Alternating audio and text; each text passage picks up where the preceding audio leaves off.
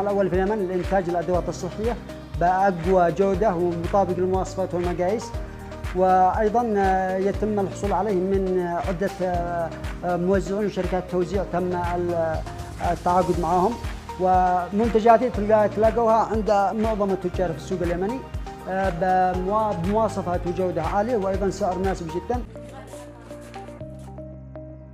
تفوق المنتج اليمني عن المنتجات القادمة من الخارج في الخصائص والجودة، ميزة تضاف إلى وسم صنع في اليمن. الذي بحاجته هو عبارة عن توسيع الإنتاج بشكل كامل لتغطية السوق اليمني كامل بالمنتج المحلي تحت شعار صناعة اليمن.